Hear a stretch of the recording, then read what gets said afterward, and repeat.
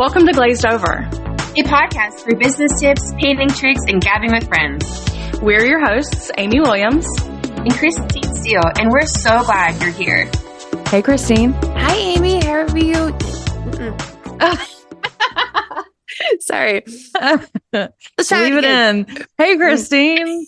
Hi, Amy. How are you today? I'm good. I am good. I was telling y'all before we started recording that in my studio, you can like rent out separate parts of the building, and a band has rented out the room next door. So despite it being, 10 a.m., I've got a nice soundtrack, and it's Foo Fighters. So I was just going to say, what's the music? That's yeah, feel for me about this has happened before, and about the seventh time we get to learn to fly, I start to lose my mind a little bit. So that's not going to happen again today because we have a very exciting episode planned. I will not lose my mind, is what I'm saying. We have Jaryn Conway here from Just Playing Around in Bridgewater, Massachusetts. That's how I think y'all say it. That was perfect. And we're going to have her here to talk about introducing wheels into your studio and how to do it, all the ins and outs. Jaryn, hello. Hi, Amy. Hi, Christine. How are you guys doing? So good. Wonderful. No, I don't have a soundtrack. I'm a little upset with that, but I'm doing good. Well, I can sing you something if maybe we won't get copyright sued or by something. The Foo Fighters. Right, exactly. Because we know they're listening. Jaryn, how's it going over there? It's going great. Good. This episode has been kind of in the works for a while, and I'm excited to hear from you because you've been doing this for a long time, and you also sent over such a comprehensive list of everything about wheel throwing in your studio. So I'm excited to get in on it. So basically, before we jump into like the details of it all, can you tell us a little bit about you and your studio and how long you've been in business, all that kind of stuff? Sure. So like you said, our studio is Just Playing Around in Massachusetts. And we are right now in our 17th year. Wow. I bought the studio back in 2008, and it had been in business for just a couple of years at that point. But the wheel throwing, we haven't really actually been doing for that long. We started doing it or putting it together right after COVID happened, because we're a very small studio. It's 1,200 square feet, and we couldn't have that many people in our studio. One time, we could only have 8 people in the studio at a time. Wow. So because of that, I was like, well, how can I maximize how much money we're making? And I have also wanted to do wheels for a really long time because I love it. Then we said, all right, well, let's just do it now and see how it goes. And we do it really slow. We did 4 wheels, then we bought 2 more, and then we just kept adding 2 until we have 9 wheels total now, but we only do classes for 8 wheels. The other wheel is for if something happens, we can quickly switch it out. Wow. That's a lot. I didn't realize your space was that size. I've seen pictures from the outside, and it doesn't seem, not that that's small, but it doesn't seem 1,100 square. I mean, I think it's pretty small. I mean, we maximize that space like crazy. So we don't keep our wheels in place. Sometimes we keep a few of them in place, but we move them every time we have a class, which is, Oh, that's interesting. What are they? Yeah. How are you doing that? I'm looking over at mine in the corner to see if it's on wheels, but I don't think it is. How are you doing that? You're just picking it up and moving Well, it? actually, I was thinking it'd be great to put casters on them and be able to lock them into place. That might be my next investment. But right now, we just line them up on the side of our studio and, put one facing one way and one facing the other way so that they all fit in there and take up as least amount of space possible. And then sometimes we'll put them under tables because the tables we can fit like 2 of them under a table, but not ideal at all. I would love to have a space where I never had to move another wheel again. I bet. Do you have a lot of clay that kind of splashes on the wall and stuff? Like, how's your cleanup for that? Because I'm just thinking about what my room looks like right now, and I don't wipe down the walls every time. Like, is that hard? It is. So we used to keep the wheels like against the walls. It was a mess. And then we had one of our walls has like wood paneling on it, but it's like not smooth paneling. It's like rough paneling that the landlord won't let us take off or cover. So that was difficult. So instead now we have the wheels like in the middle of the room, like facing each other. And then that way we don't have to deal with the wall. But there is cleanup for clay. You really have to be really good about cleanup because you don't want to create a lot of clay dust. You want to wet everything down, with the glazes we use. And you don't want those, you want to make sure you clean that up. It's the same thing with the clay. Christine, do you do wheels in your, I know you do clay. Do you do wheels? We do. We have 6 wheels. One is Wow. for the instructor, and we also have a handicap accessible wheel that you can adjust So it's on up the to a leg wheelchair. Like it's, extenders. yeah, it is the coolest thing. It actually, there's a potter around here that I think built it, and it was at an auction. A friend of mine saw it, snagged it. You have your pedal is from with your Hmm. hand, and it's adjusting to move up over your wheelchair. It's really cool. That is really I learned cool. how to throw. I mean, I did it in college, but I spent a lot of time on a kick wheel one summer and I loved it. I wish I could fit one in my studio, but it's like what, 3 tons? It's like something crazy. Oh yeah, I still have one of those in my garage Do if you you? want it. Oh Yeah, yeah. I'll come up and grab it. Perfect. I think they're It's a short so drive. fun. I'd Yeah, like to right. try one. You can't do it in flip-flops. I learned that lesson the hard way. So if you are talking to a studio that doesn't have wheels yet, and maybe doesn't even have a clay program, where would you suggest they start getting a wheel program in their studio? Well, I think the first thing is just doing research and figuring out if there are any places near you that have it already, and try to figure out like what your costs are going to be to find out if it's something that's going to make sense for you. And Yeah. also how much space you have, because besides having space for the wheels, and like I said, I move my wheels from one place to the other, which, isn't the end of the world to do it, but it's also, what are you going to do with the pieces afterwards? Where are you going to store your clay when it comes in? So for me, when I buy clay, I buy 500 pounds at a time. Wow. And because that's when I get like a really good price break that makes the most sense for me. But then I have to store all of that clay, and you have to store all of that clay inside because you can't let it freeze. So it's like, where's that going to go? Where are people, like you have to have a wet box, like what happens to people's pieces, like, until you can trim them, or, if you decide to do that or not. Or if you do advanced classes, people taking those classes, where are their pieces going to be until they trim them? So you have to make like a wet box and then a dry box where you're going to store them until they dry. You want all of your clay pieces, like if anyone's ever worked in any clay, whether it's hand building or wheel throwing, it needs to be completely dry before you fire it. Otherwise, it could crack or explode or something. Yeah. If there is a studio owner that's listening and they have never used a wheel, can you explain what a wet box and a dry box is? Sure. So a wet box is just something where you want your clay to dry really slowly. Like it's not going to make it so it doesn't dry at all, but it's going to keep it wet, which is why it's called a wet box. So wet for as long as you can, until the next step, whether you're trimming it or anything else like that. What we have is we have 2 baker's racks, and then one of them just has a plastic, not like a bag, but like a plastic casing over it that has like a zipper so you can unzip it and take pieces in and out. And then we have trays that we put them on. Is that bag like ceramic, like made for ceramics? No, I've never seen. It's just I don't get plastic. it. It's actually like the baker's racks are made for, Right, baking but the bag with the bread zipper and on it, stuff. how would I Google that? Well, if you're getting a baker's rack, like they cut, there's Oh, options to get I them on see. it, or I so see. it's I made was thinking it was specifically for smaller. the racks. Yeah. I see. Yeah, and you don't have to use a baker's rack. I know some people can use big like plastic totes or something to put them Or in. like from the dry cleaners, like that's what we used to use, the bags that you'd get from the dry cleaners. Oh yeah. Or you could just put plastic over them. Yeah, put wrap stuff in plastic bags. Sometimes if somebody makes a really, really big piece in one of our advanced classes, that's what we'll do. We'll just wrap it in plastic and keep it, somewhere else. But it's like, but that's what you have to think about. Like, where are you going to store all that stuff? That's so true. And what kind of changes did you make in 2020 for this? Like, did you put in racks? Did you put in these kind of designated areas? I had those already because was thinking I was going to use them for pottery pieces, to bring them from like outside the room into our kiln room, or just for extra storage. And we did use them for that, like, during Christmas season and stuff like that.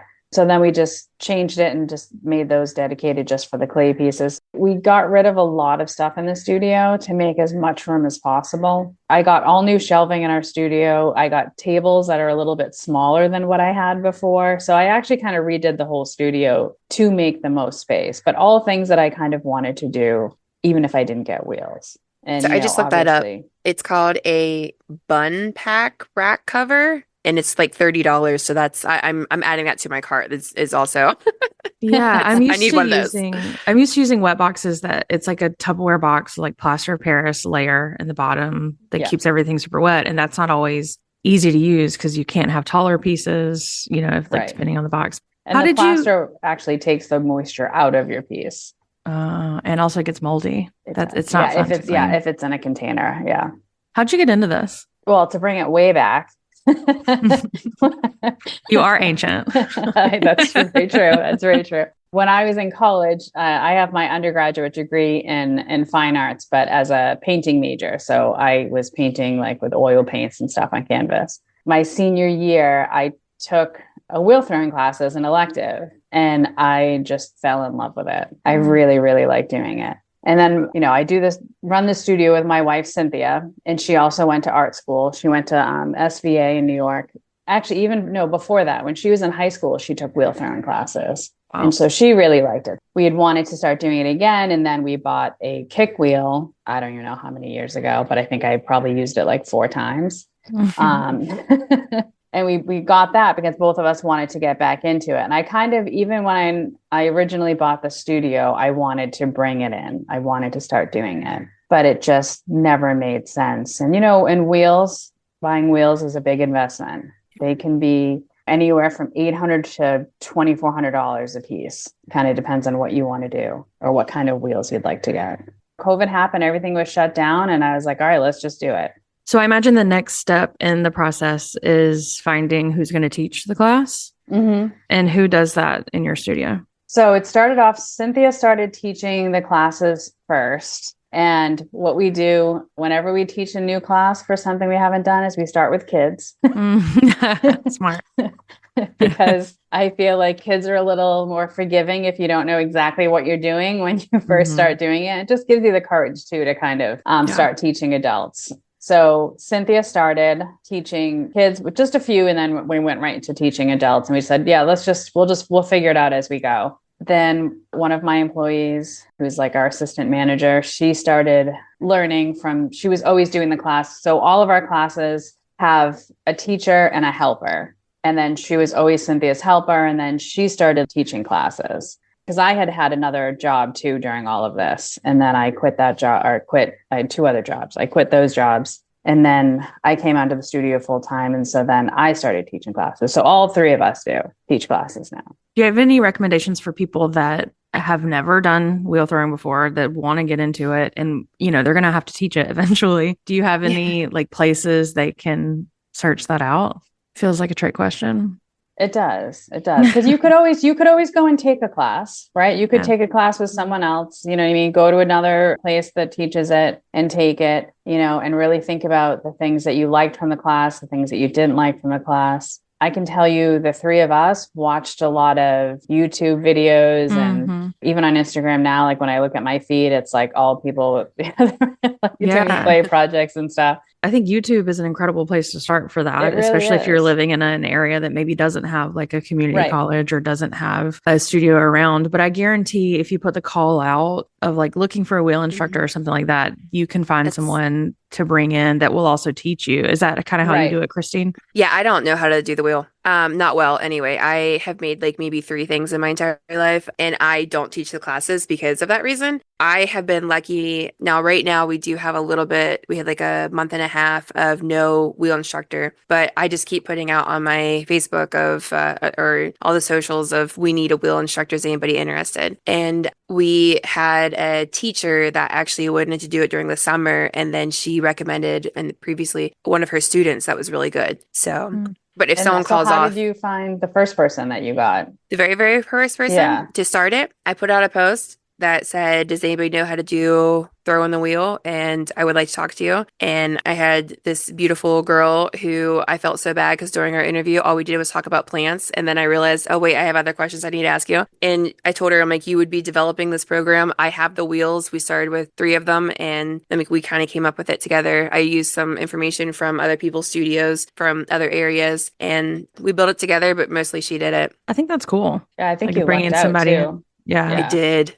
Because sometimes, we hired somebody as like a clay technician, somebody who would do all of the wedging and all of the stuff, and did not work out. And they came in like they went to school for ceramics. They were going to know all of this information, and then they didn't. So and I've had other people teach classes, not wheel classes. Sometimes personalities don't match. They don't teach the class how you want them to. It's like, I haven't had a good experience. Not that that's not, everybody Yeah, else We has always experience, but we always do one mock class, Mm. and that is usually my friends or That's a my good idea. employees. And the reason why I want that is because, and I tell them, I said, hey, this is not set in stone. I just want to see, because everyone that can use a wheel can't always teach a wheel. right, exactly. I don't really want someone that went to school for ceramics. I'd No. rather teach someone that like doesn't come in with a predetermined idea about what is supposed to happen. That's just me being me. I agree with that.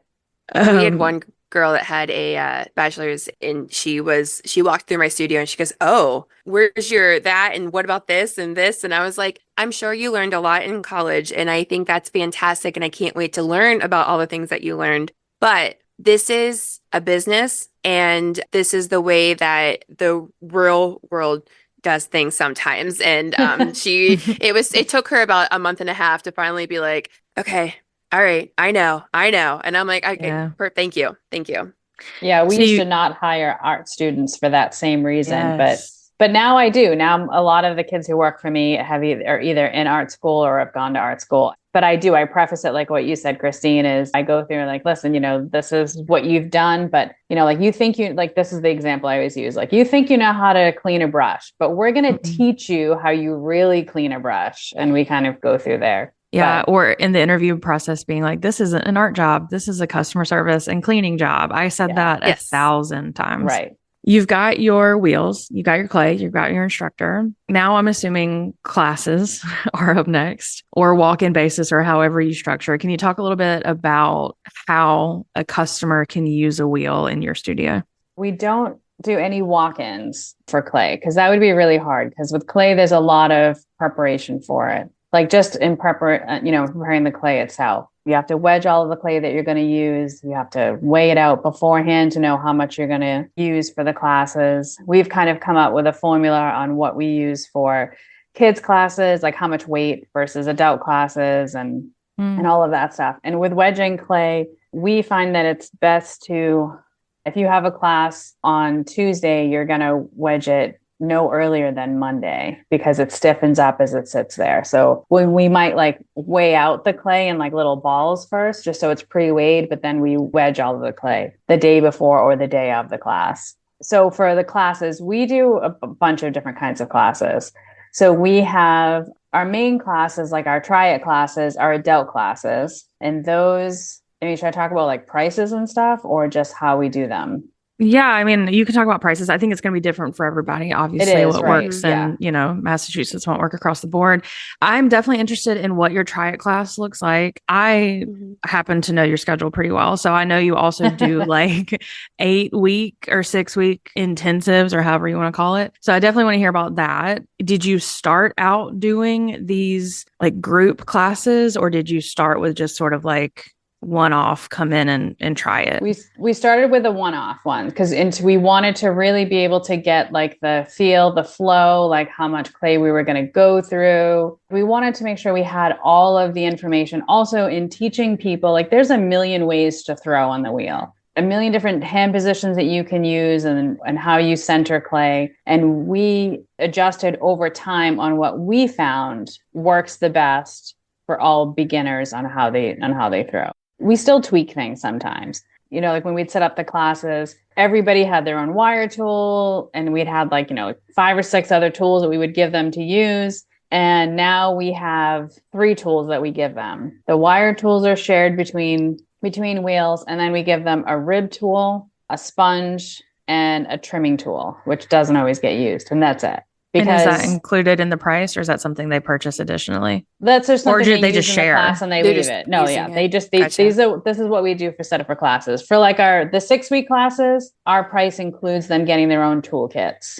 But I mean, for like the try it classes, like for the tools that we use, we set it up. So we have our 8 wheels. Everybody gets a bucket of water. One thing that I didn't realize when I first started is you want to have a lot of buckets. You want to have a lot of buckets and a lot of different sized buckets. We use Gare, their Dazzle Dip. We buy it in the 3.5 gallon buckets, and we use those for everything. We'll even sell them to people like in our advanced classes, because we recommend everybody comes with a bucket and like rags, some rags to dry their hands off and stuff while they're throwing, a bucket to carry all their clay and all their tools and keep all their stuff in it. So it's easier. So sometimes we'll sell them those buckets to put all the stuff in if we have any extra ones. Because we reclaim all of our own clay. A lot of people I know say they just use the clay for class and they throw it out. For me, I think that's a huge waste because you can use the clay over so many times, especially when you have, some people do. Yeah. And if that works for them, that's fine. But you have like, people in the beginning, they'll throw something and they'll completely, put a hole through the side of it within like 2 minutes of having the clay, and you have to give them another one. So that just seems like a waste to me. Again, that's what works for me. So we use all those buckets, to sift through all of our dirty water from cleaning up the class goes in buckets. And then we just keep siphoning off the water as it settles. And then we have plaster bats. That's another thing you need for space too, is plaster bats. We have 3 plaster bats because we do a lot of classes. So that's a lot of recycling for clay, and you can't just have everything sitting in buckets forever. So let me pull back just a second and make sure that I have this right. Question? Do you still do these try it classes? Yeah. Okay. Yep. And it is a one-off. Yep. Okay. Do you want to talk about pricing for that, just to give everybody kind of an idea? I know again, it will be different, but what works for y'all? So, because we're in Massachusetts and we can charge, I can probably charge a little bit more. And we're not the most expensive clay class. Like there are other people who are charged like $80 or $100 for one of those classes. When we first started off, we were charging $45, and then we went up to $55. One, because all the classes are selling out right away. 2, there is a lot of cleanup. Like you need about an hour for setup for the class. And then you need about an hour, sometimes a little more. People are really messy for cleanup. We clean everything. Like when you walk into our studio, you wouldn't even know that we did clay unless you came to a clay class. That's how clean we are about it. You'd only be kicking up dust on your studio. But it's the same thing with glazes, right? You want to clean all those up too for the same reason. But yeah, so those are $55. So that includes us firing their piece. It includes one piece, usually during a class. So our classes are an hour and a half. There's 15 to 20 minutes for instruction. We don't have an instructor wheel. What we do is we'll do the instruction on somebody's wheel, and we just set up another seat for them while we do the instruction, and they come back on and they use that wheel. How much clay would you get for that? For our adults, let me look it up because I wrote it down. I always forget this because I don't do a lot of, I hate wedging clay. So I don't do a lot of clay wedging, but I think I said it's like a pound and a little more than a pound. And for the people that don't know, wedging is when you take the clay that you're going to use for the class and essentially knead it over and over again to get out air bubbles. Is there another reason why to do it other than air bubbles? You're also getting like the compressing clay. You're definitely compressing. You're getting all the air bubbles out, which obviously is the most important because you don't want to have air pockets in the clay. And you're also getting the clay into words. Yeah, it's you're like getting it ready to throw, right? Like it's going the same way as the clay is going to throw it. Like it's getting like muscle memory. Yeah, it is. That is what it is that you're doing with the clay. It's because it'll remember it as it's going out. Because whatever. I'm usually better explaining that. No, you crushed it. That's amazing. Nailed it. Yeah, we'll just wrap up the episode here. Actually, you just did such a good job. I said all the things. Does that include the price to come back and paint it? No, that's what I was going to say before. All right. So before I forget, the weight for the clay for adult classes is 1.4 pounds. And then for kids class, we do a pound, maybe a little bit less if they're struggling. So it also doesn't include if they make extra pieces. So only one piece is included in the class. And if I didn't say before, the classes are an hour and a half. So you've got 20 minutes of instruction. Then we walk through the first one through them, like step by step. Then they throw for as many times as they can. And then the last 10 minutes is cleanup for them. They clean up. We don't have anybody like mop the floors or anything crazy, but they get all the water out of the wheel wells. We have an instruction card for what the steps are. And then we have an instruction. The other side of the instruction card is the cleanup. Ooh, I like that. Say they do 4 pieces during the class. That would be a lot. It's usually like 2 to 3. But if they made 4 pieces in the class, they only get to keep one. Anything over that one is $18 for each one. So $55 for the class, $18 for any extra piece they do. And if they decide to come back and glaze it, then we are a studio fee studio. So anytime anyone comes into our studio, they're paying a studio fee plus their project. So if they come back to glaze their pieces, they're paying a studio fee. Okay. Which for us, for adults, it's $8. For kids, it's $6. I know not everybody has a studio fee. We like doing it that way because it's what works for us. Running a small business can sometimes feel isolating, but with the CCSA, you're never alone. As a member of the Contemporary Ceramic Studios Association, you'll be part of a supportive community of studio owners just like you. Our forums, events, and annual convention give you the chance to connect, share ideas, and collaborate with other passionate business owners in the fine arts world. Join the CCSA and tap into a network that understands your business challenges and is ready to help you succeed. Visit ccsaonline.com and get connected today. What are these people making typically? Like, I imagine that you or Cynthia are demoing like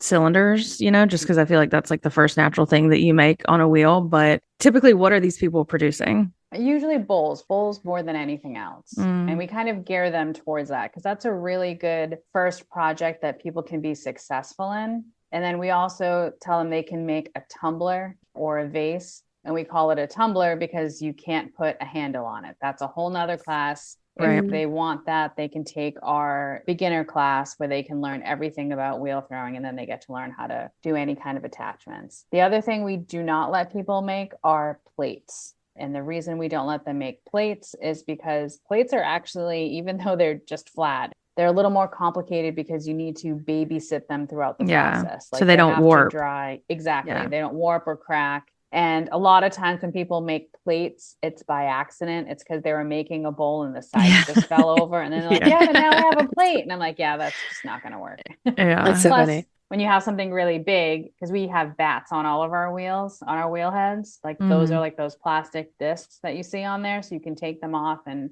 put a new one on. For somebody who's making a lot of pieces, you take them off and you would just switch the bats off. We don't do that for our classes, but if they make a plate, you'd have to take the whole bat off, and I don't want to deal with that. All right. So they come to your try it class, they decide they love it, and the next thing you sell them is going to be your 6-week beginner class, right? Yep. I like this format. I think it's really interesting. And I also think it's really like from a marketing standpoint, you get to sell these like big sessions and come in and you'll learn all this stuff. And I don't know, I'm really into it. So if you'll just kind of walk us through what the 6-week looks like how you determine what they work on. Are they getting a little over a pound every time? Like, what does it look like? How long are the classes? How often do they meet? So one, I'll say that we market all of that stuff during our one-off classes. And a lot of the people, we'll have people who come in, do 2 or 3 one-off classes sometimes, because they'll bring one friend, then they'll bring their brother, then they'll bring, until they feel brave enough to sign up for that class. So we charge for it. It's $300. Like we said, it's 6 weeks. They get 25 pounds of clay and a toolkit. And the toolkit is everything that you need as a beginning potter. The rib, it's got your own wire, a needle tool, a couple trimming tools for both while you're throwing and for afterwards, and a rib and a sponge even. It's like that classic pack, right? Yeah, exactly. Yeah. It's a classic pack that anybody who wants to do this is going to start with.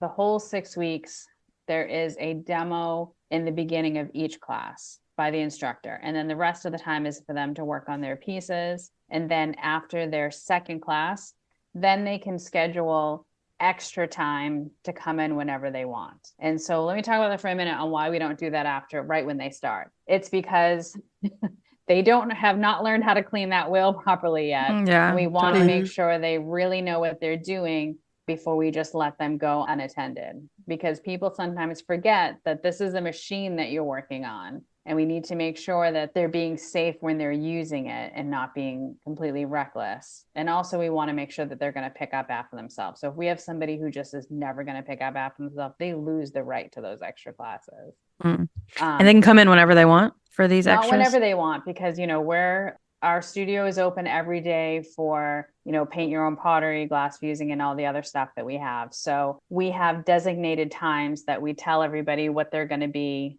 before the class, like when they sign up for the class, so that they know when we say, make sure you can come on these other times, because if it doesn't work for you, then this isn't going to work, kind of a thing. And then we just divide up the classes into all the basic things that you would want to learn. So the first class is always going to be how to throw on the wheel, like the basics, basically the tryout class, again, because not everybody who signs up has taken one of the tryout classes. So that's the first thing. And then we talk to them about, you know, how to store their clay, how you have to keep that bag shut. If you leave your plastic bag open, they're not going to have any clay for the next time. And we also teach them, because they wedge all their own clay. So we teach them how to wedge clay during that class. And then we go through all the tools, what the tools are, what the different parts of the wheel are. And then at the end of the class, we teach them how to clean the wheels. And I mean, cleaning the wheels is really, it doesn't take more than 10 minutes a wheel to clean them. And it also helps if you teach them how to clean it, that they're not going to make a huge mess, because they know that they're the ones picking it up. And then the second week, I think we do how to trim their pieces. Yeah. So whatever pieces that they made the first week, the second week, they'll trim them. And I'm going to say these completely out of order, because Cynthia teaches most of the beginning classes. One of the weeks is how to reclaim all of your clay and what that process looks like. And then that's also paired with something else, like maybe throwing taller. Then we do attachments. So we do how to do handles, like on mugs, or attach. You can, you know, how to even attach a foot if you cut off your foot completely in the trimming process, how to, you know, add anything else that you want to add to your piece. That's really cool. Y'all really build like a foundation. Right. Yeah. And then the last class is glazing. Right. And then we go through all the glazes in the studio. We go around the studio. We show them all the colors we have, because, you know, we're a Gare studio, you know, being in Massachusetts. I mean, I guess that's not really why, but we are. And so we have all of their regular line, and we do have some Mako glazes and stuff too. So we have like all their fun strokes, right? And then on the other side of the studio, we have all of like the pottery glazes and what we call our specialty glazes, which is like, we'll do a lot of Mako crystals and other stuff. What clay body do y'all use to throw? Oh, that's a good question. We've tried a bunch of them. So we're doing low fire clay and low fire clay only. I would love to be able to do stoneware, and I'm hoping to eventually be able to do that. But I'd have to get new kilns right now, because I can't actually fire them in the kilns that I have. I could do like once in a while, but not like all the time. Yeah, not all the time. Yeah. Yeah. And I don't want to mix. I think I want to just do one or the other. So right now we're doing all fire. And what was the question? What clay what kind of clay? Oh, yeah. Do you mind sharing where you get your clay? Sure. We have a company called Portland Pottery. They're in Maine, and they also have a place in Massachusetts, like 20 minutes from us. Do you go and pick it up 500 pounds at a time? Wow. I do. Yeah. Is your car just scraping the asphalt on the way out? No, it's not. Just No, kidding. that's not that bad. No, we have a car that, you know, I guess it's not like it's in the back of my Civic or something. And When I used to pick it up in my like tiny Prius, I could feel like the whole back being like tipped Prius. up a little bit. Yeah. That was a visual. I have a Prius. Yep. I got one last year, and it's limited a lot of things with my studio, because I'm like, I can't fit that in my Prius. I'm sorry. You gotta redistribute that weight for sure. Oh yeah. So back to what the kind of clay we're using now. I remember. It's we use so it's low fire white clay. It's standard. I think we use a number 10. Don't quote me, but I'm pretty sure. That's okay. We don't know if you're lying. Well, I've been buying it we did a whole bunch of different ones, and then it was kind of like, sometimes it was like, especially after COVID, because that's when we started this, it was kind of like, what can I get? Right. And what can I get that can mix with the other stuff? Because that's the other thing too, like, you can't just buy a whole bunch of different kind of clay, because not all of it is going to be able, if you're reclaiming, can you mix it together? And do you really want to like separate? And then you got to decide if you're going to have grog in it or without grog. I suggest don't ever bring grog into your studio, even if it is the only clay that they have, because what grog is it's not sand, but or maybe it is. I don't know. But feels like tiny little rocks. Yes, exactly. And what it is, it's like if you're hand building, it's great because it makes the clay more stable and it stiffens it. But throwing it and having to throw and have grit on your hands, not so nice. Yeah, you'll be smooth like a baby, but in a really, really painful way. Yeah, exactly. You exfoliate while you're throwing. So you do this beginner class for 6 weeks, and you are taking 8 people, right? Is that how many people? Yep. We have it in the morning. So that's our Mondays. So Monday morning or, afternoon, because it's like 10 to 12:30. And then our night class is 6 to 9:30. No. Oh, you do 2 sessions of it. Yeah. I didn't realize that. One That's day? cool. Yeah. I don't know why that shocked me. That's a lot. Well, we're already set. That's It's amazing. Monday, right? Yeah. And we're already set up for it. And I don't have to move the wheels because I just keep them where they Yeah. are. So I assume the night class is more popular, but I could be wrong. Yeah. No, absolutely. Yeah. Sometimes we'll only have like 3 or 4 people in the morning class. There's been a few times where that's been a busy class, but usually the night class fills up right away. You have beginner class and then you have intermediate or advanced. What do you call it? Yeah, Advanced? we call it intermediate. Intermediate. Do you run them at the same time or is No. it like you do a session No. and then okay. We do mostly the beginner class. I teach the intermediate class. We usually do that. Well, we were doing it once a year and now we're doing it twice because we had more people who wanted to do it. So we do it in January. So in January, I kind of have like a weird time because we have February vacation for kids' school here, and that's like our busiest week of the year. So I need to fit something in like after, the New Year's and before that break. So I'll do a 4-week intermediate during that time. And then in the intermediate class, I do have like a session that I go, but I change it every time depending on who's in the class and where they are. But my first 2 classes are always the same. Like I just really, really push the students in the class. So the first class, I get everybody to throw as quickly as they can, as tall as they can, because these are people who've already taken our 6-week class. And then I have them cut it in half and they get really mad when I make them do that. Yeah, I think I've heard Cynthia refer to you two as good cop, bad cop. I'll let you guess which one Jaryn is. Yeah, I think we know which one I am. That's so funny. You've got that lovable Boston personality. Yeah. So I make everybody cut it in half. In the end, they end up thanking me because they grow so much during those 4 weeks because I've pushed them. So the first one I have them throw as tall as they can. The second week I have them throw as wide as they can. I make everybody have a notebook that they have to come with. They have to write down all the notes.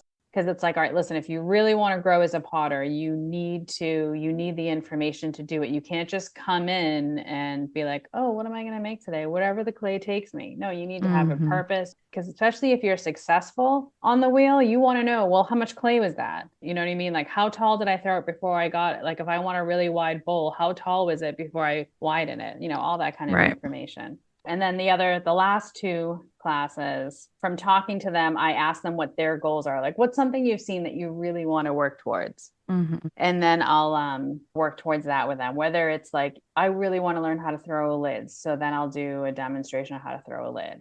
And then, so that'll be a class. And then, the last class will be something else. I did the same class and then I turned it into a 6-week class this summer. And the 6-week class was better because then I could show them even more things. But sometimes like they just need that push. Yeah. So 4 weeks is not bad. And they potentially leave every class with a finished thing if they want, right? Like that is. Yeah. Because it gets them because I'm pushing them so hard. They come in all the time. For those 4 weeks. And they always afterwards, because then we also have a mud club. So only people who have taken our beginner class can join our mud club. So those open times that I talked about before, that we have certain times during the week, our most popular is our Thursday night opening or our Sunday night opening. We have them other days. The only days I don't have wheel time is Saturdays, because that's obviously a busy day in the studio. Walk me through this mud club really quick, just so I understand exactly what it is. Yeah. So our mud club is like kind of like a gym membership, right? But for throwing. So they pay, and ours is really low. Most other studios will charge like, $200 a month or $120 a month. We only charge $65 a month. And the reason we only charge that is because they can't come in whenever they want, right? So they're pretty limited on the times that they can come in. We're in a place right now where I could charge more for that. But anybody who has taken our 6-week class can sign up. We give them a coupon code so they can sign up right through the website for the time, and they have to sign up to come. I mean, definitely people call us, hey, can I come into wheel time tomorrow? Or can I come in a couple hours? No problem. But we have to know, because we have to set up for them. We have to make sure we have everything that they need. Another thing, obviously, I didn't talk about before was you don't want any clay going down your sinks in your bathrooms, right? Especially if you're doing, I know some people say like, oh, you can do like some clay down your sinks. You don't want customers putting clay Right. down your sinks. Mm-hmm. So That's I'll very preface true. it that way. So we have a wash bucket for each of the classes. So it's just a bucket filled with warm water, not cold water. No one wants to stick their hands in cold water. Warm water, and then there's a sponge in there so they can get all the clay off before they go to the bathroom to wash their hands. That is very important, I have to say. I don't have one of those, and I'm going to make one, a wash bucket. Like that's the first thing I'm going to add to my clay ground over here. Like that. I never Right. even thought about that. I feel almost silly not thinking about like another bucket for them to do that. Thank you. Well, if you have like 2 or 3 people, I don't think it will be as big of a deal as if you have 8 or 16 people with clay in their hands. You know, because we also do a partner class, like for our try it classes, we do a partner class. So what that means is, and we used to call it like a couples, whatever, but we had to change it to partners because, you know, other people will sign up for it. Our normal classes for the try it are an hour and a half. The partner classes are 2 hours. And we set it up so there's a wheel with a chair next to it. And then one person sitting in the chair, and then one person's on the wheel, and then they switch with each time they try it. And they just switch back and forth until the end. So that's 16 people in a class, which is great when you think about how much money you're making for it. And it's really not that much more work. You have to prep more clay. It's not that much more time. It's only another half an hour that you're doing the class for. And your studio is open like for regular walk-ins during this time, right? Not during our partner classes. There are some that we are open, but most of the time not. So for us, we close the studio at 7 o'clock on Monday, Tuesdays, and Wednesdays. Obviously, Mondays is the 6-week class. We do it every other Tuesday, so we're not doing them every week. It can be a lot, right? Yeah. It's like anything you're doing all the time. Closing So the it's studio after at we 7 close. is regular times, right? You're not closing early for a class, Right. or are That's you? we That's keep your regular regular time. studio hours. We do not change those. I mean, obviously emergencies come up and stuff, but we do not change those at all.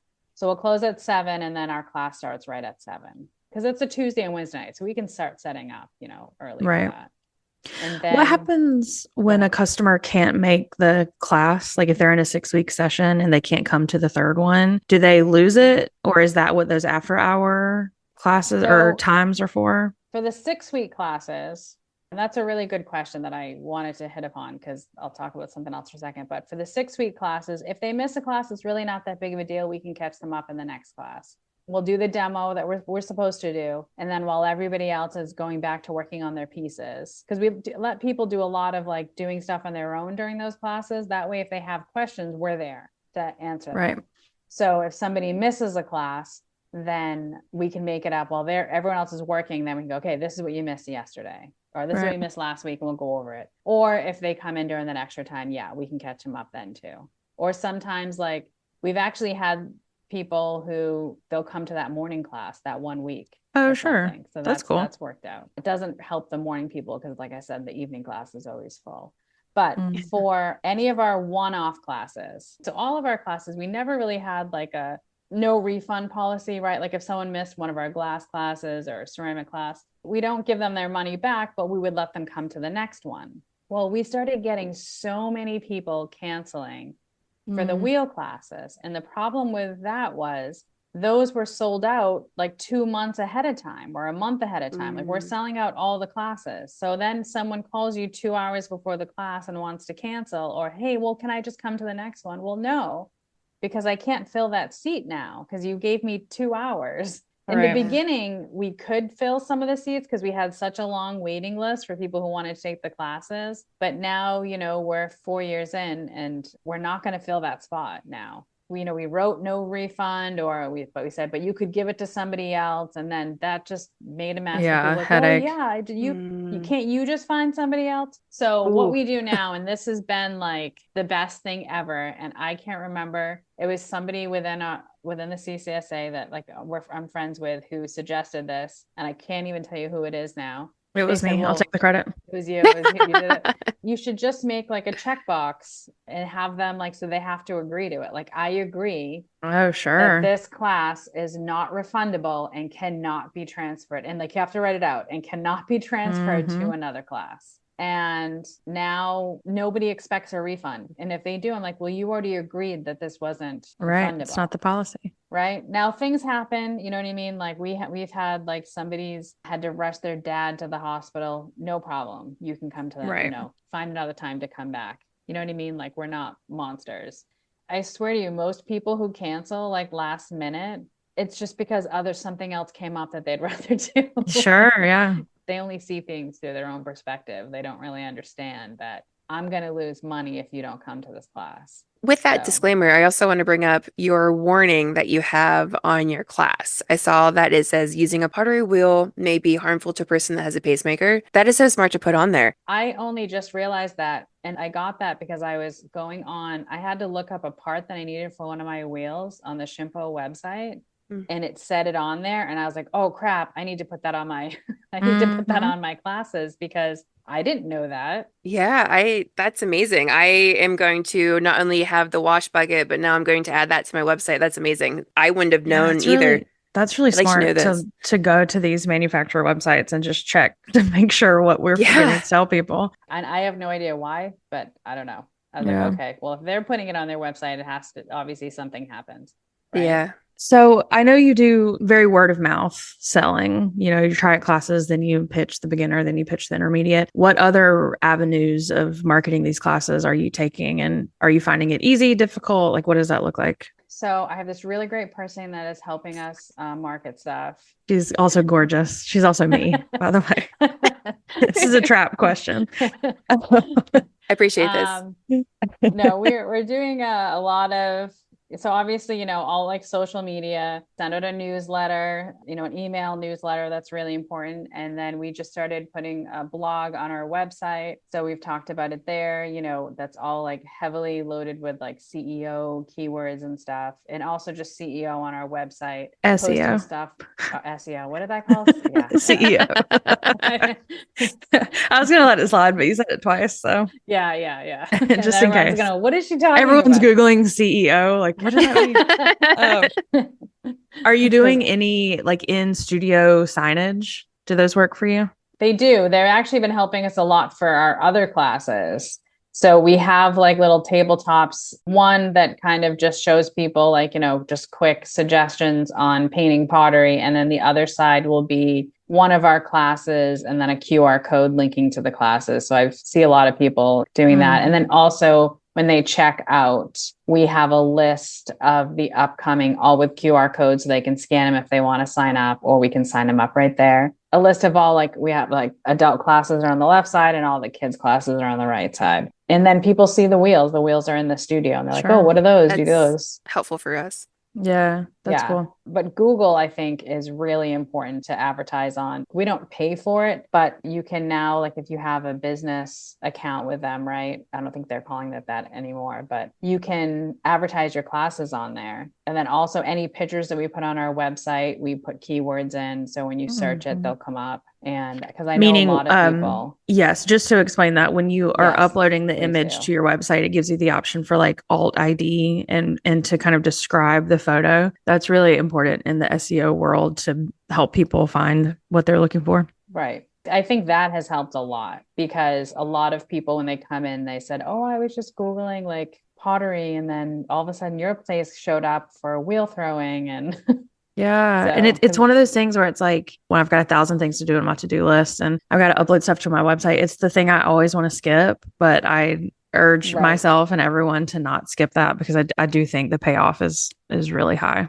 Right. Especially, if you're uploading like 10 photos, you're like, oh, and then you kind of run out of things that you want to have in there. But I've been trying to keep like a list of all of those so I can plug them in as I go and then switch them up. I also always put like not only like the Bridgewater, which we're in, but I'll do surrounding towns also in there. So if people are looking up, things to do in, you know, Taunton, and then they'll find it. What's the like mile radius you'll do? Like how far will you go out? Does that make sense? Like, is 30 minutes too far? Yeah. Like when you're adding in these towns around you. I usually just do towns that are kind of like touching or right next to that. So I don't know how many miles that would be, but I don't go too far for that. But the draw I get is pretty far. I mean, I have people coming in from Boston that come down and it's like an hour drive. Very cool. Wow. I think that also talks about how your teaching is too, because if you are a really good teaching studio for your pottery wheels, people will travel for a distance. They notice that too. So that's awesome. Good job. Yeah, I think we all do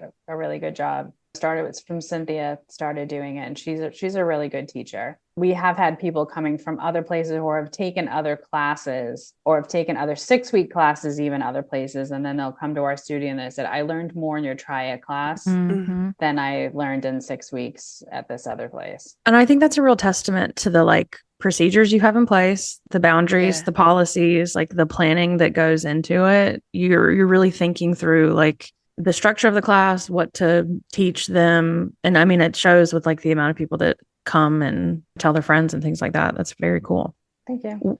Of course. What challenges would you say that you have found, over the last few years of doing this?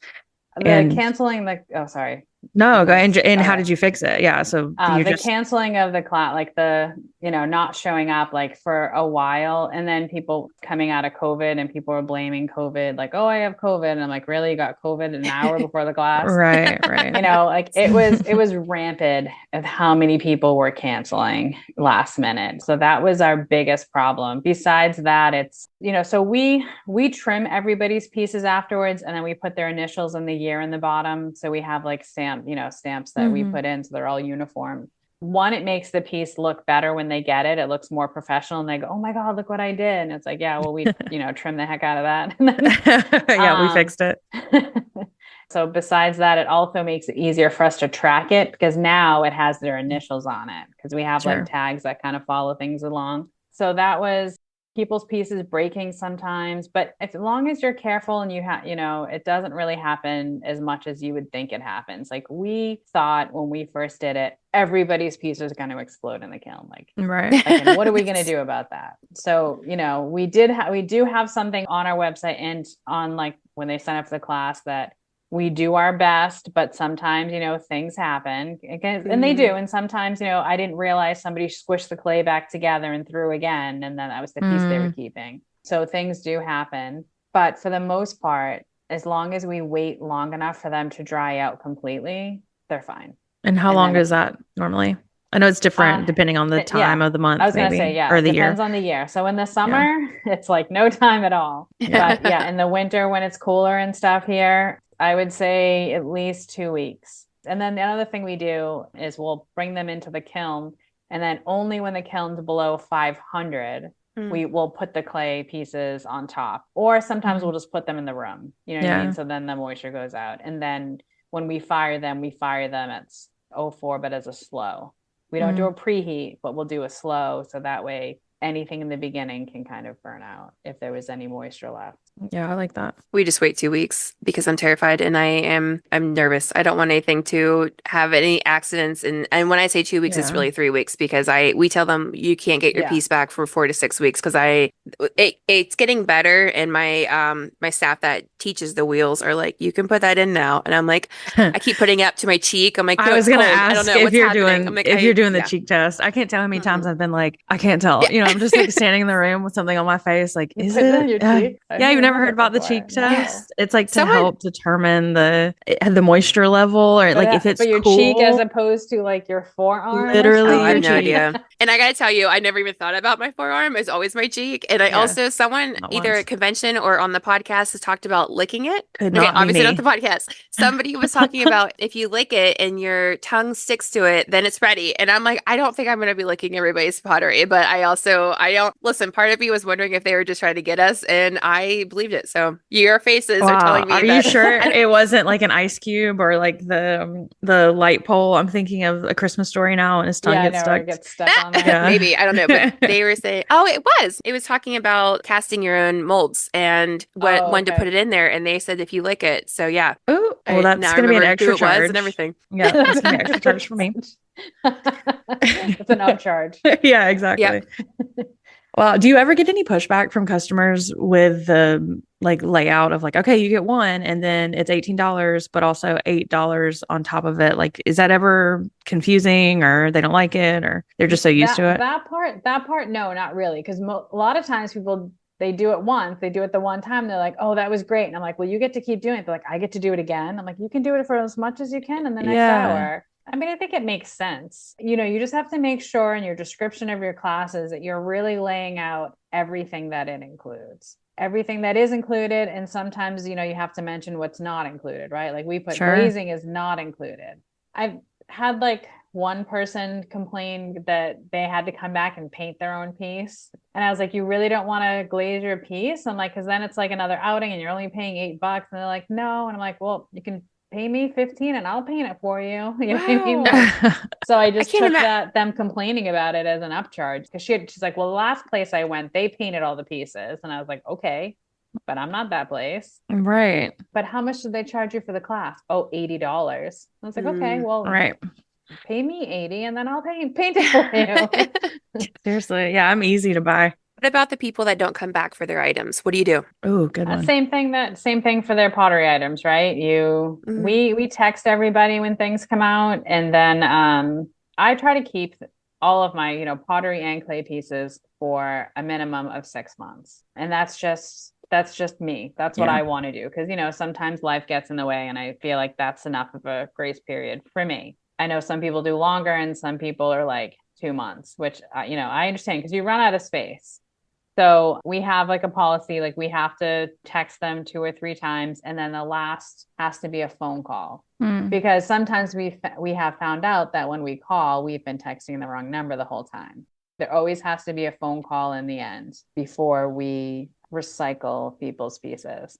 Are you ready to stay ahead of the curve in the fine arts industry? Look no further than CCSA Today, our quarterly magazine packed with business insights, industry trends, and operational tips tailored specifically for fine art studio owners like you. Whether you prefer the printed or digital version, each issue of CCSA Today is full of valuable content to help you run a more efficient, profitable, and creative studio. You'll find everything from the latest business strategies to inspiring seasonal designs that keep your customers coming back for more. Don't miss out on this must-have resource. Become a member of the Contemporary Ceramic Studios Association and get CCSA Today delivered right to your mailbox or inbox. Learn more at ccsaonline.com. When people agree to the condition or the terms, I guess I'll say, is this when they are checking out? Or are they checking that box when they're on your website booking a spot? Or is it in the studio, they're filling out a form that you're keeping on hand, that kind of thing? No, it's when they're checking out. There's a checkbox. So we have a couple checkboxes. Like obviously we want people's names and their contact information, but then we also want to ask if they wanted to sit next to somebody else, right? Like if there's somebody else buying a ticket they want to sit with. And then we'll ask is if we take any pictures or video during the class, is it okay if we use your image in Facebook or other marketing? And then the last one will be that you agree. I could look up exactly what I wrote, but I don't remember off the top of my head, but something affirmative, is that the right word? Statement, where you're affirming statement, where you're saying, I agree that this class is not refundable and cannot be transferred to another class. Yeah, that's really smart.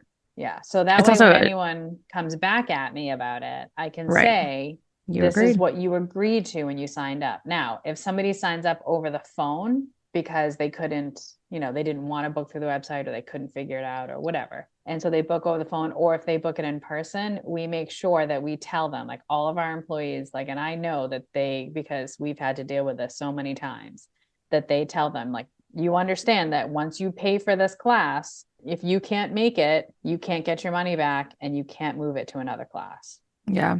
And, and they're like, yeah. And most people have no problem signing up and agreeing to that because they really want to take the class. And I mean, we live in a time where protection is normal within our small business, that, you got to put stuff like that out there. Right. And I can tell you before I had that though, people were not understanding and people would get very mad, even though it says it on there. It would be like, well, it didn't say it big enough. I'm like, well, it's in all caps and it's right there. But we highlighted it in red. Yeah. But it still wasn't, they still didn't see it. So now that they're clicking that box, they can't say they didn't see it because they agreed to it. That's been a lifesaver. You mentioned earlier, you were talking about kids and that they get like a little less than a pound, are they doing the wheel throwing as well? You offering kids wheel throwing? Yes. So we have adult child classes. We used to do 8 at a time, and that was too much. So it would be 16 people, kind of like just like our partner ones. So now we only do 6, and kids have to be at least 8 years old. That's what works for us. We've done them with kids that are younger, and it doesn't work. How do you explain that to the parents of why? Well, so I tell them, I said, the wheel is a machine. It's not going to stop just because your kid wants it to stop or does something or sticks their hand in between, the wheel head and the wheel well. Like they need to be able to take instruction. Otherwise, they're going to get hurt. We just tell people, for us, they have to be 8 because it's also in a class. Now, we used to do wheel throwing in our after school program, and that program starts at the age of 6. But one of the instructors, like me or the other girl I do those classes with, and the kid right next to them. Because I mean, I can't even tell you how many times in this adult kid class, and we put it on the thing when they sign up, the kid cannot be on the wheel by themselves at any time. Right. I can't tell you how many times parents just get up and walk away. Like they'll just be like, they're like, oh, I'm done. I'm just going to let them play on it. That's fine, but you need to go sit next to them. That's why there's the chairs there. That's like you need to be with your kid the whole time. But people still sign up kids that are younger because just because they always will. Their kid's so special and smart. Oh yeah, I get that all the time. My kids are very mature, so very advanced. This is really funny. The kid was 5 and she's like, oh, my kid's turning 6, or no, maybe they're 6 and they were turning 7. She's like, oh, my kid's turning 7 in a month. And for their birthday, I want to buy them this wheel class. And they're a very mature 7-year-old. And I wanted to be like, no, lady, your kid's 6. Yeah. And no, you can't. No, they have to be 8. I'm sorry. They have to be 8. Because that's another thing too, is like sticking to your policies, because they're there for a reason. Because as soon as you bend, it's like kids in summer camps. As soon as you have that kid that's under 6, you've got the 4-year-old that the parents dropping off. Right. Oh, I have been there. We used to say it's because the body strength to being able to center. And then it got into people saying, well, I have a very strong 4-year-old. And I'm like, so that's why I wasn't sure how you my 4-year-old can explain bench that. Press 40.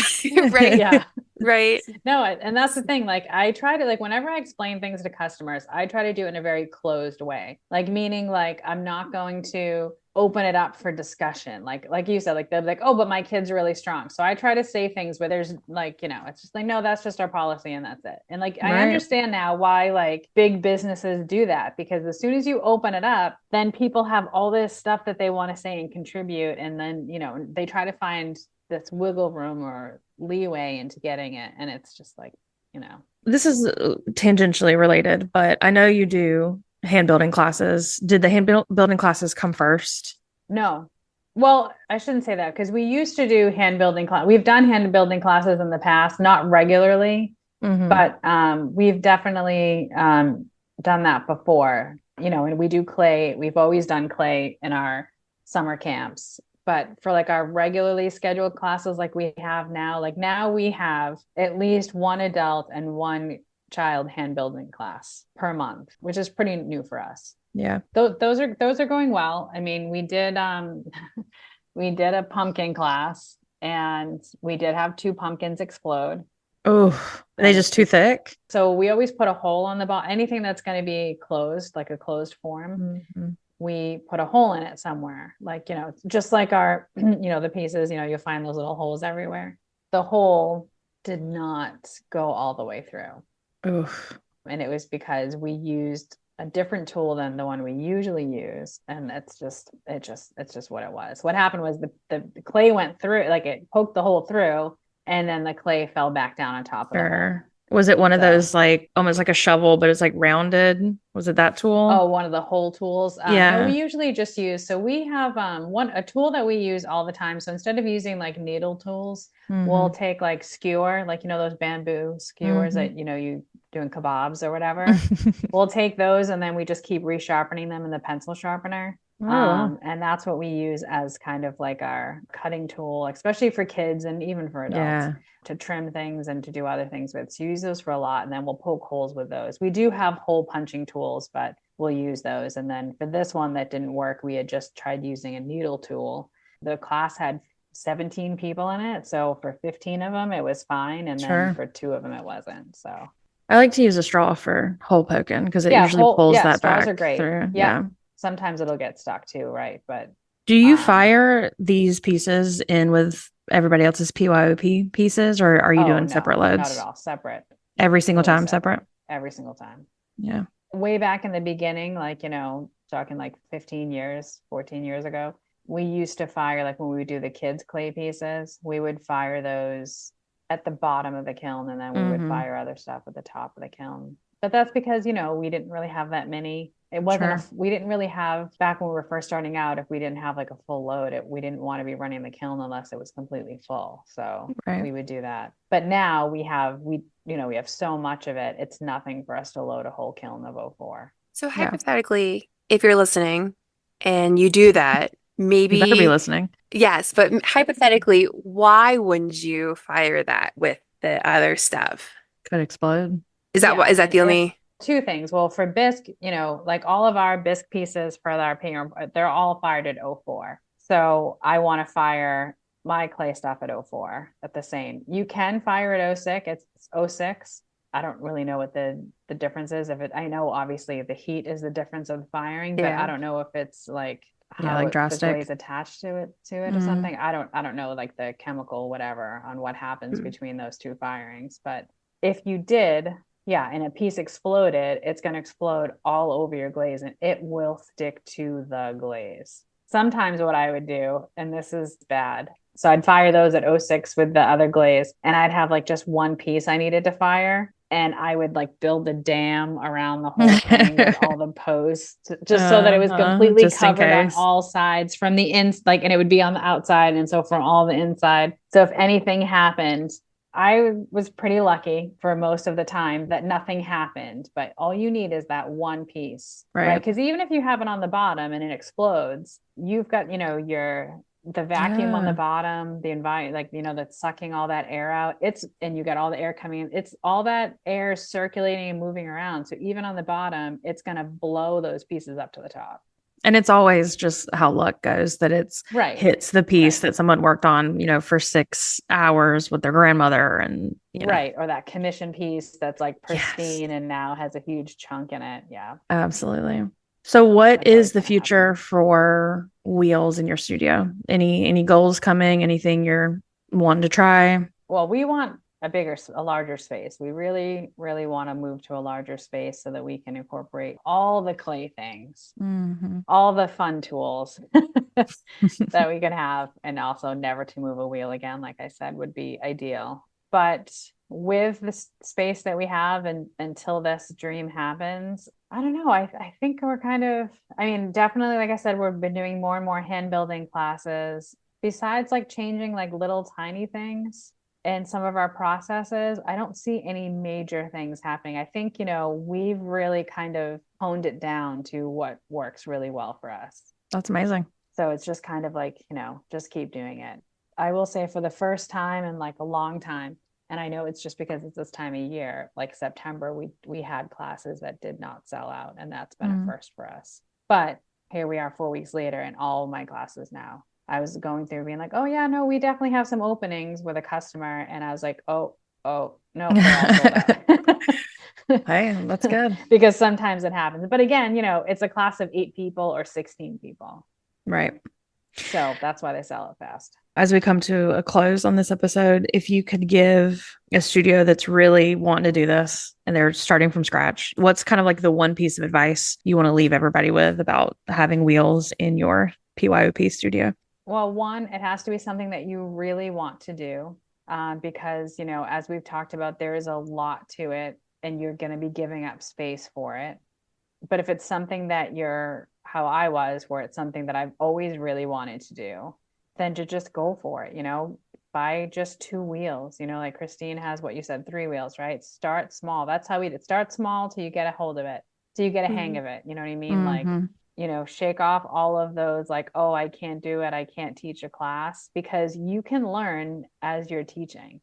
Like you can learn how to do it as you're teaching other people. And to be honest, like you're going to learn quicker because you have to teach other people.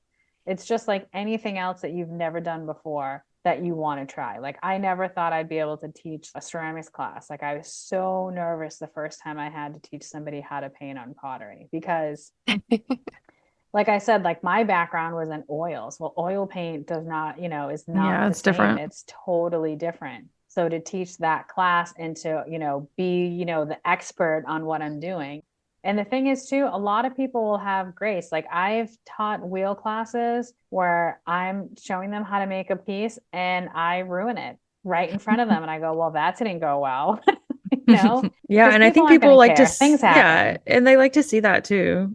Because I would be intimidated if you sat down and were like, hey, learn this thing that's kind of difficult and you just whipped it out perfectly. I'd be like, oh, cool. I can never do that. So I think it's really, it like charms me to you if you also kind of mess it up. Right. Or like when we do the demo, I cut my piece in half so I can just show them the hand positions for pulling, which is one of the steps for doing it. And I'll tell them like, well, I have a really fat bottom. And then I make a joke about having a fat bottom and, and it just really loosens and it the kills tension every time, even though my employees are rolling their eyes at me, but everybody else is laughing. Those little jokes that you repeat in every class are so special. I used to tell people like, oh, I'm going to show you how to do it. And this, you can paint it this way, but you don't have to paint it this way. I'll never see this again unless you invite me over for dinner. And they're like, that's so cute. It's nice. It's nice to have those in your pocket. Don't forget that CCSA members are so willing to help each other too, that if you have questions on how to do something, I had a member that actually came to my studio to show me how to teach a wheel, but I just wasn't good at it. So that's why I was like, I'm just going to record this to show other people. But yeah, that's definitely a resource too. Yeah. Oh, yeah, absolutely. I've had a bunch of other studios come to our studio and Cynthia and I could teach them. Yeah. So, Laurel and Joe and from which one's theirs? Not Clay Time. No, that's Becky. I don't actually. Becky is Clay and Latte. Oh, you're right. They're Clay Time, and then Debbie is Time to Clay. That's why I mess them up. Clay Time and Time to Clay. Yeah. All you guys have appointments to Clay around. Everyone else. And Laurel and Joe brought 2 of their employees, and then everybody came to the studio, and we went through like all the steps that we did. So no, absolutely. Yeah, that's such a great idea to kind of get a little mastermind together to learn something new. Especially in 2020 when convention was happening and people were podding up to attend virtual convention together. I think a lot of relationships like that were born and I've watched them kind of get together yearly or whatever and do some planning and stuff. And I think that's so great. Why be in this business alone if you don't have to be? Right. Why be an iceberg? Yeah. Well, I'm so glad to not be an iceberg alongside of you, Jaryn. I think this was, I'm definitely feeling, I don't even have a traditional studio and I'm like, can I bring people in here for a wheel? You got my wheels turning. I love that. There you go. I've ran a pottery wheel class for like 3 years and you taught me things. So thank you. Yeah. And I think that's our hope for the podcast too, is like, even if you are familiar with these topics that we cover, we still want you to learn something new. So we are thankful for everyone listening. We're thankful for Jaryn coming on and talking about her experience. And next time we'll have Cynthia on so she can be good cop. That way we, we can balance out. Yeah. Exactly. Well, thank you guys so much for listening. It's been a pleasure as always. We'll see you in the next one. And Jaryn, thanks again. Thanks for having me. All right. Bye guys. Bye guys. Bye. Glazed Over is brought to you by the CCSA, the Contemporary Ceramic Studios Association. Thank you to our moderators, Amy Williams and Christine Steele. Intro and outro music by Scott Lester. Executive production by Louise Blazucki. Learn more about the CCSA at ccsaonline.com.